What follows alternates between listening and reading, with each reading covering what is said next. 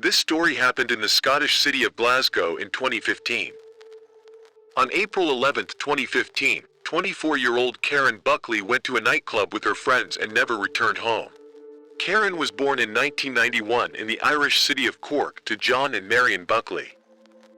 She was the youngest child and only daughter among 4 children in her family. Karen graduated from St. Mary's Secondary School in Mallow, where she was described as a kind and caring person always willing to help others. Her desire to help people largely influenced her choice of profession. After finishing secondary school, Karen enrolled in the University of Limerick to study nursing. Her interest in occupational therapy led her to the Scottish city of Glasgow, where she began studying for a master's degree at Caledonian University. Karen arrived in Glasgow in January 2015 and moved into an apartment with 3 other female students who were also newcomers. On April 11, 2015, she and her flatmates went to a nightclub located about 2 kilometers from their home. They arrived at around 11:45 p.m. and had a good time. Around 1 a.m., Karen told her friends she was going to the restroom and would be back shortly. She took her purse and left, leaving her jacket on the table where the group was sitting. Her friends continued to have fun while she was gone. At some point, they realized that Karen had been gone for a while and should have returned by then, but she hadn't. Her friends searched for her in the club, but Karen was nowhere to be found. Attempts to contact her by phone also proved unsuccessful. The friends Karen came with thought she may have gone home, although it was strange that she didn't tell anyone and left her jacket behind. When they returned home, the friends realized that their assumptions were wrong. Karen wasn't there either. The only thought that came to Karen's friends' minds at that moment was that she could meet someone at the club and leave with him. It was with this thought that the girls went to their beds. Waking up around noon, Karen's neighbors were surprised to find that she had not returned home. Attempts to reach her by phone again yielded no results. Karen did not respond to messages on social media and did not even log into any of them. Although Karen's friends had only known her for a few months, they knew that this behavior was not typical of her. They did not invent another version for self-reassurance but went to the police and reported her disappearance, as well as informing the Buckley family of what had happened. The Scottish police deserve credit as they immediately began searching for Karen. Her disappearance was reported in the press and on television. Karen's parents appealed to anyone with any information about their daughter's whereabouts to contact the police. Meanwhile, detectives received footage from cameras at the club where Karen was last seen.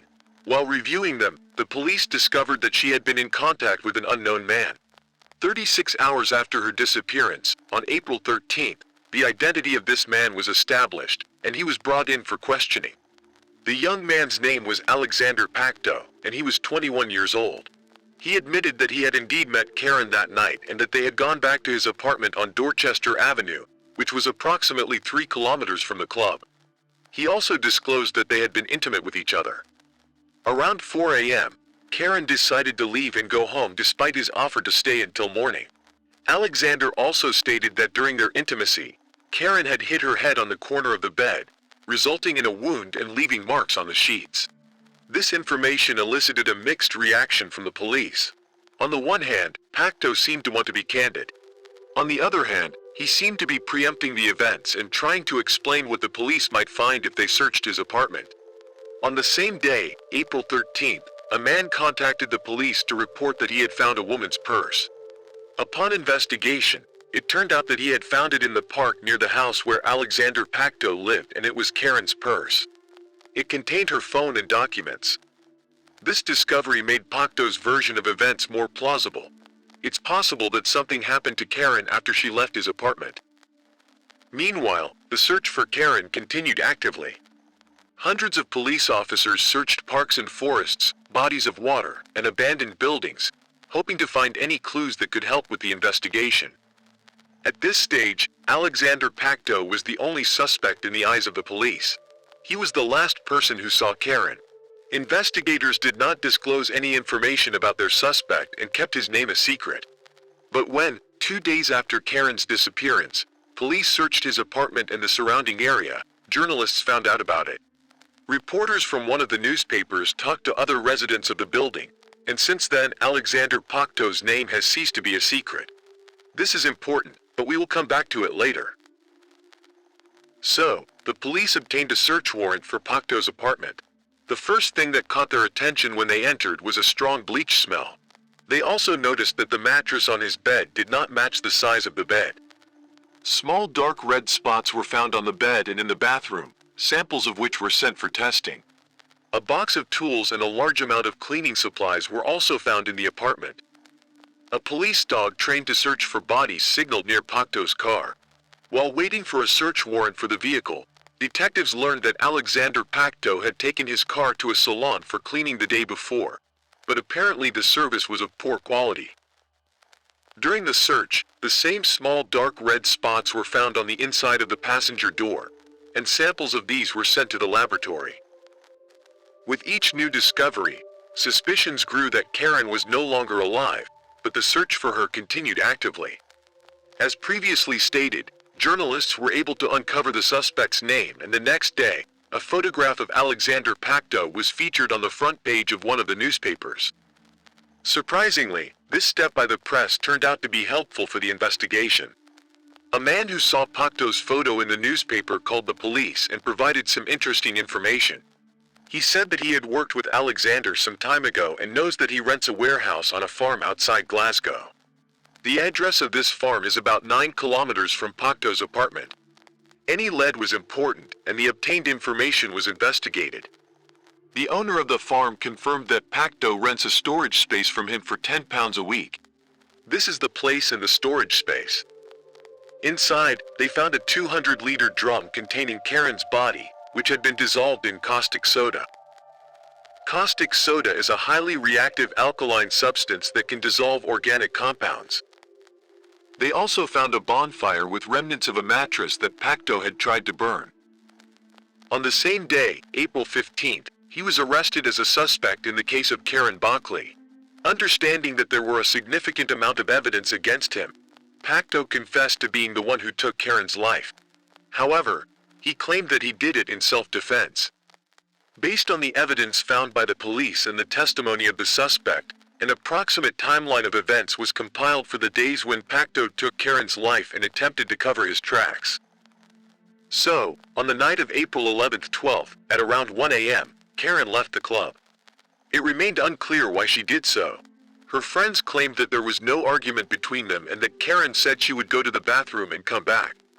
Even if we assume that she decided to go home for some reason, it is still unclear why she left her jacket behind. Officers working on the case reviewed a total of 1,900 hours of surveillance camera footage. In one of the recordings, it was seen that Karen crossed paths with Pacteau after leaving the club. After a short conversation, they walked together in the direction where his car was parked. It is believed that he offered to drive Karen to her apartment, but instead, when they got into the car, he attacked her. Pacteau struck Karen 14 times on the head with a large wrench, as a result of which she died in his car. The dark red stains that the investigators found in the car turned out to be dried drops of Karen's blood, as were the stains in the bathroom and on Pacteau's bed. After disposing of the girl, he began planning his next steps. First, he got rid of Karen's purse, which was later found and brought to the police. Around 2 o'clock in the morning, he arrived home. What he did next surprised the detectives greatly. He moved the body from the car to his apartment. At 8 o'clock in the morning, using his phone, he began searching the internet for information about caustic soda. He then went to a shopping center, where at 9:42, he bought 6 liters of caustic soda, a respirator, and gloves. He thought 6 liters was not enough, so on the way home, he stopped at another store and bought more caustic soda. Upon returning to his apartment, he placed Karen's body in the bathtub and tried to dispose of it. Pacteau didn't live alone. His apartment neighbor was supposed to return home around 8 p.m. Realizing he wouldn't have enough time to complete his plan, he took the body out of the bathtub, wrapped it in a blanket, and hid it in his bedroom. The next day, on April 13th, he threw a wrench into the River Clyde, where divers found it. Afterwards, he went to a shopping center about 1.5 miles away from home, where he asked a consultant for help. He asked for a recommendation for a product that could remove bloodstains from a mattress.